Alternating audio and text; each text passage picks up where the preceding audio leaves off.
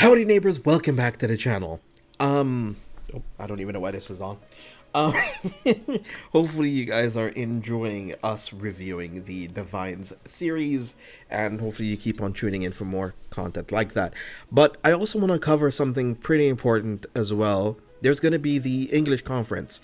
The winter conference is going to be coming up really soon, in a couple of days.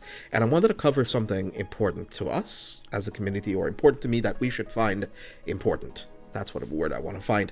It's going to be the restriction list. Obviously, product is going to be kind of important, collaborations and all that stuff coming on the pipeline with Vice and Shadowverse and maybe Cardfight possibly as well. We're finally getting some English releases of the Kodo stuff, and that's fantastic. But the restriction list, we need to talk about this. Premium is the mainstay secondary format. The mainstay secondary format that we've currently been having for a while now, all over the world. Tournaments has been turning up, and we've had some results of them so far. Raziel, Overdress, and all those archetypes have been doing predominantly pretty well, and those are seemingly some of the best decks in the format. But for me, as somebody who caters more towards premium as my primary format, I'm looking towards stuff like Shiranui and Ghidorah and all of the crest archetypes that sometimes have created a little bit of the negative play experience that some of the tournament goers and some of the newer players have been experiencing currently, and it has creating a very negative whirlpool of emotions when it comes to talking about premium and people actually sitting down and playing the format and just trying cool and interesting new things. Everybody's just kind of falling back on established decks and nobody's trying anything new, and you get somebody like Hearth, my captain from Crushing the Meta, who brings like Hell Art 8 to a tournament, but it can oftentimes feel like, oh well, they brought this deck and they got lucky, whereas he's been playing the game for close to a decade now, almost close to a lot longer than people have been alive at some point, and they can oftentimes get their credentials criticized because of it, right? Like, oh well, he brought this deck and it's just luck. No, it's not. A lot of times it's just a good player playing a good deck, or it's a perfect combination of a good player knowing exactly what the matches are going to be, knowing how to subdue his opponent in terms of like damage control, etc. Because it's an OTK deck ultimately, right? And the only thing you tend to lose to in those type of situations is going to be the overtrigger. Obviously, the overtrigger is another subject for another video, which I probably won't ever produce. But a lot of people are currently on the same page when it comes to the feeling and sentiments you get from that trigger. That's not something we're going to stop anytime soon. But for premium, where it comes down to filtering and searching and a whole lot of utility control, things outside of the overtrigger can create like very divisive situations where it just feels sort of hopeless. And a lot of those archetypes that can create that scenario, we're going to talk about a little bit, not much. Not from my end, at least. I'm ambivalent to it. I'm kind of whatever. I've been playing enough that you kind of get desensitized. The only irritation that I still suffer from the game sometimes is that when I filter through my deck and I still don't see triggers sometimes. But that's, you know, that's a numbers issue. Like, you can count the math, and that is the statistic probability. Doesn't mean it's meant to happen. It's just a higher chance of it happening. Working towards your outs. Anyway.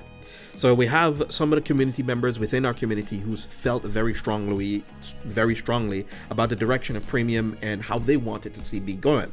So we have our head judge in terms of European formats for a lot of the events that we've had so far. Mash here has give his 2 cents on how he feels about the tournament, and we'll give a little bit of feedback things that we would also like to see to add it onto this. If there's 2 things I really need to see from this ban list, obviously the restriction list coming up soon. Ghidorah ban restricted to 2. I'm personally a 1-1 fan, sort of like how Stunverse is. Just keep it. Try to create the G zone a very more. The biggest issue that happens to me a little bit in premium is that we don't have enough premium support. We don't have enough product support, and the reason we also don't have that is that we don't have enough tournament results from locals, from smaller tournaments, and the tournament turnout in general for premium is on the lower end, of course, since Overdress is the breadwinner between both of the formats, especially since V has been dropped now and relegated towards a side event. You're going to probably see people playing side event formats if premium isn't resolved anytime soon. Then crest getting blanket banned from premium. The crest mechanic or the crest givers are all of these grade 1 cards that have been has been introduced from the Stride deck set, because we have had a lot of premium support kind of be funneled in from Overdress into premium recently, and the crest givers or the crest grade 1s are very, very strong pieces. Ghidorah should be at 2 so that you can play a slow game plan now. You must choose the best opportunity to Strider, and it makes it more interesting. You can still play cards like Optorandus to fill in those gaps. You can still play cards like Overwhelm. You can maybe incorporate GB8. You can maybe try to play Antlion into your Zerath Dragon turn. It gives you way more options if you approach it that direction, and it gives you a lot more longevity to think about. Let's see if there's anybody Ghidorah to 8 copies. Can we please tag on Katarina to 1 and 2, choice restrict with Cyclone. Then we also have Alex K, who is a Worlds competitor who has played multiple formats over the span of years, who has played Overdress competitively, who's played Premium competitively to World success. So trust me, he knows what he's talking about. He's also had some points that I also want to get into, very well thought out, and I also want to build out on some of them. Some standard D cards, a lot of them have come out so far. There's so many to cover that have done so well in the premium recently. I would like to maybe make a video talking about some of the Overdress cards that are seeing a lot more play in premium as of late. So we have the obvious, the crest givers, no brainer. Something he wants to have hit. We have the Keter grade 3 heal stackers, which is Reverence, Rush Dragon, and this Salfrey grade 1. It allows you to reveal grade 3s from your hand to put grade 3 to the top of your deck, but then if you're playing an archetype like OTT, that can filter through almost any pieces that you need to filter through for their deck. And you can also play Genesis, which gets your grade 3s from out of your drop zone, that you use Reverence, Rush Dragon. I think on the channel we have a video that has the deck profile from 25 days of premium that covers this card. I think we're playing it at like 2 or 3 copies. It's so good because you can manipulate it from your damage zone with Gavriel, some of Gavriel's units to get it from your damage zone, or using No CL to kind of like bounce it back in, and then you can use Heal Trigger to stack back your Heal Trigger back on. It's so good. It's an insane card. I don't see too much as a problem right now, but this is something that I definitely think that we should look towards in the future. Some other standard cards too as well.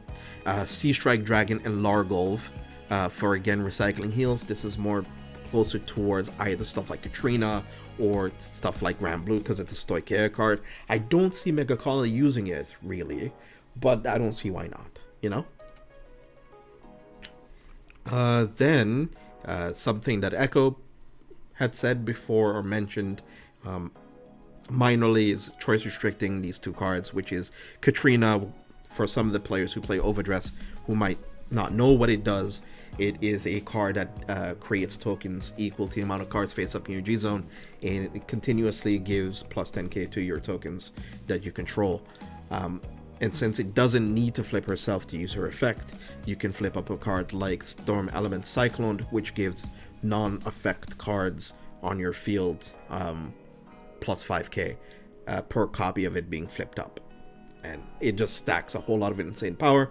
And a lot of the Neo Nectar archetypes focuses a lot more on Force 2 nowadays. A lot of them used to be a little bit Force 1, some of them Force 2, but it's predominantly now Force 2 in most Katarina decks.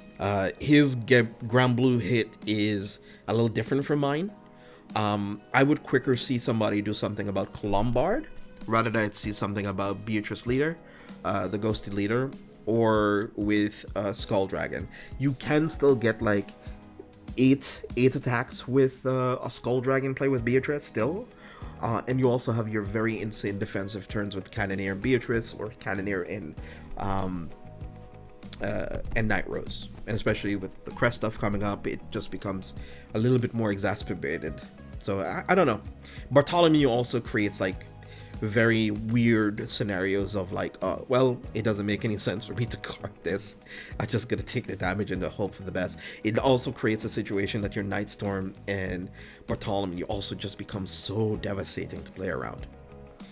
And then Nobitama, the current oversaturation of Nobitama for premium format as being one of the strongest archetypes right now is due to the fact of the crest stuff. So that's just something par and parcel for it. Then we have Mega Colony is something he's covered to as well, just like Mash did. A lot of people are currently on the train of like, okay, if we want to get rid of almost anything outside of all of it, it has to be Ghidorah. She's been a relatively problematic card from since like her inception, since she's been out. Completely locking down your opponent from playing the game is something a lot of players just don't like, and it cancels out, I think maybe 60% of like interesting archetypes that you can build and design around, because of course it makes Royal Paladins a whole lot worse. It's an archetype that focuses around superior calling either from your deck or drop zone, depending on the type that you're playing. Shadow Paladin to the same effect. Having to play into something like Ghidorah is insufferable.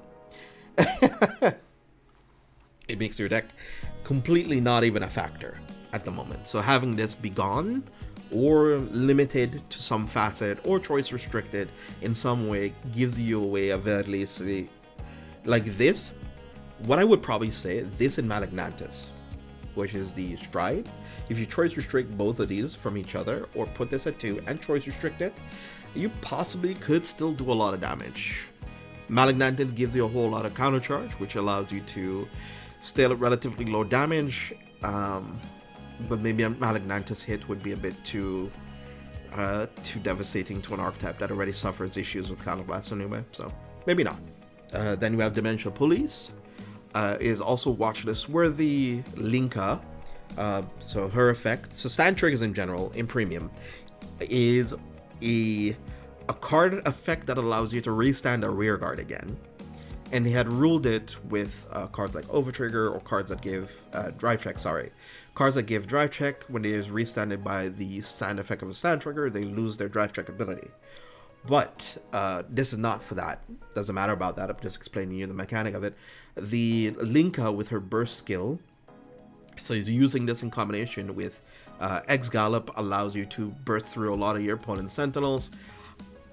I don't think it's that problematic, but let's see what Alex says. Dimensional Police would also be a watchlist worthy, more specifically Linka, reducing copies to make it less reliable random skill. Another option we addressed other forms of free scalings to reduce the number of Geomaglass from being run. Not to 0 obviously, but maybe not 4. Maybe 2 copies to give plus 10k. Could give a way to kind of slow down the insane amount of guarding capability of D-Police, because D-Police has also been an uptick as well, because it does well enough into Ghidorah, into Night Rose, into just a lot of like very good archetypes and good decks. Also good into Katrina, because you don't need to invest a whole lot of shield. A 30k shield can stop one attack, and if you use the G guard to get back all your great theories back, your die liner just protects you just for all of the value. It's kind of insane. And then obviously Geomaglass giving your grade 3's intercept creates a very divisive situation. Angel Gears has been gaining quite the results over the past year, because then you just get a sort of a repeat of 2018, sort of that beginning premium era where a whole lot of people were just kind of discovering like what some of the best decks were, and then this was one of the most reliable decks out there that you can kind of just qualify with relatively easy, because it's kind of not so interactive. You just need to swing your opponent a couple times or swing at a rear guard, and try not to give them any damage until you're just ready to kill them, stuff like that. Last but not least, I know this one is for JP side, but consider giving us energy in premium. Ooh, so I think part of the presentation here we go. So part of the notification that we had gotten from Bushiroad here is then sometimes you could post stuff on Twitter, but some of you viewers at home might not have it, or don't use it or pay attention much to what's going on it. Obviously, there's a lot of negative things have been going on a lot of social media these days, so trying to keep your head out of social medias is completely valid. Let's see, ban Nova Trigger. Again, that's going to be a conversation that's going to be talked to death. Add energy in premium. Add ride lines in premium. Ride lines in premium is a bit too dangerous, I think. I can see where he's coming from. That creates very consistent decks and consistent archetypes, but it creates a scenario where people just become super greedy.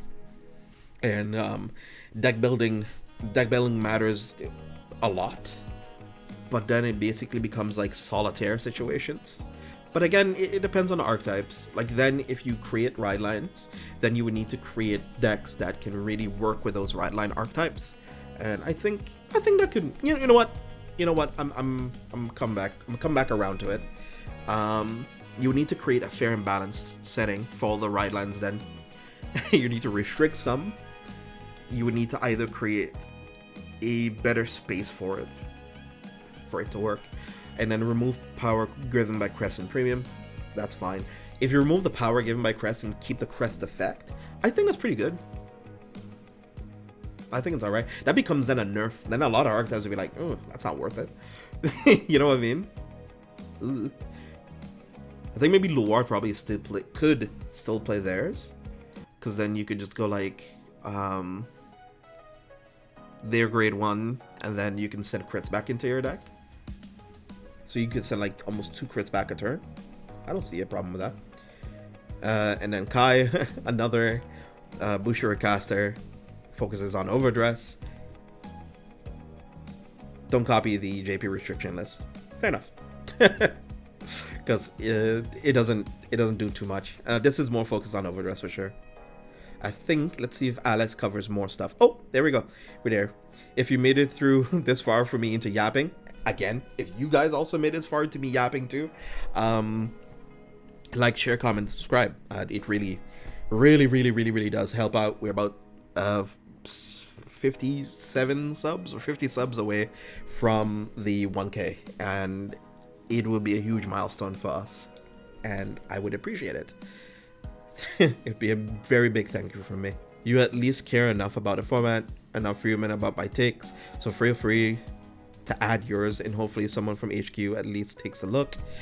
Talking about that aspect, if you guys want to see better feedback from Bushiroad, if you guys want to have a better relationship with your stores that are either hosting events for premium, or you have a store that doesn't really do much of premium or care too much about it because they're probably running more than one card game, probably Star Wars Unlimited and probably all the other card games like One Piece and Magic the Gathering. If you try to have somebody who would be willing to be either the judge or community organizer for tournaments, or talk to the store directly, and have the store then talk to Bushiroad to say like, hey, we want to organize more premium events, and then have your deck list submitted more often, they have a better pool to understand what cards should be hit. It's the same thing like in Yu-Gi-Oh! If you go to like YCS's and events, but they have larger scale events and regionals and stuff like that, they have a better data set of understanding what cards should be hit. Go to tournaments, go to events. I want to do the same as well.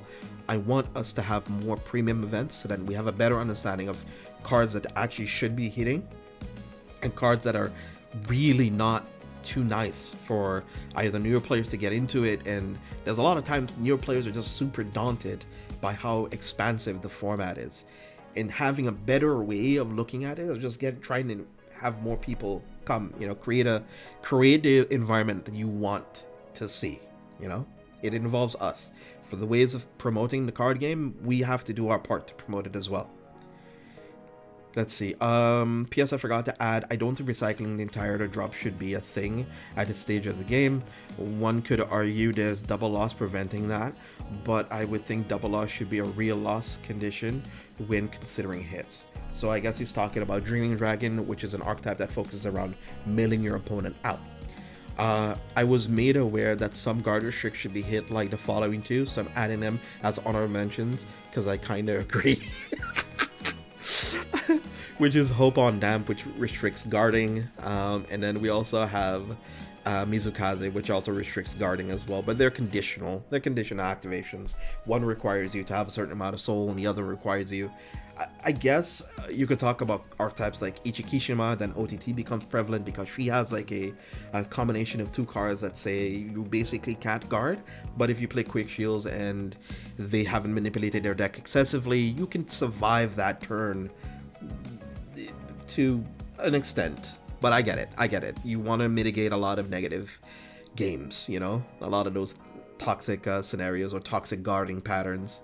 I'm sort of, I've been playing against it for years, so you sort of build a mental tolerance to seeing it the whole time, but I can understand that if you're coming from a different game or a negative experience from different games and you're like, oh god, I'm gonna hop to this game, oh my god, this has been super fun, and then you play against something that's unfun and guard restricty and stuff like that, then yeah, I get it. Makes sense. Shinori Crest is the only one that's remotely problematic, and the only appropriate hit is to ban Suki to force resource intensive skill turn. Oh, like okay. 20k front row is a lot easier to guard when if you're not limited to 4 cards to hands to do it. Oh, Sukimarikon, which is one of the strides. I'll show you which one it is. Should know you. I think most archetypes are playing it. Premium, here we go. So the site that I'm using currently is called Vanguard Paradox. A lot of them have a lot of the cards and archetypes and decks being submitted all over the world by everyone. It should be here. Here we go. Yeah, Sukimarikon, which you can CB2 to reduce your opponent's hand size to 4, which becomes almost impossible to guard when having to deal with the crest skill. But yeah, I thought he was talking about like Tsukiyomi. Huh? Who? No. With that being said, my 2 cents that I have added to this, I agree with the majority of this. The ride line to premium is a little wild for me. I think they need to workshop that a little bit, or like restrict that. Hey, if you go grade 2 first, you don't get to stride. I guess somehow. I don't know. Would you bring back the old stride mechanics? But then you need to incorporate history stride. If you add ride lines, then history stride decks become way stronger. Or like good archetypes like Victor, for example, with a ride line. Oh my gosh. Yuck. Or like Harry with a ride line. I mean, technically it already has it. But you need to take away the crest from the Harry ride line, so then you would have to force it to use like a Dark States ride line. I mean, fair, but still. In any case, be awesome, stay awesome, have a wonderful day. Thank you for tuning in and stopping by. This has been a interesting discussion. Hopefully we try to cover more like these, and if you enjoy more of this type of content, let us know in the comment section below. Till next time.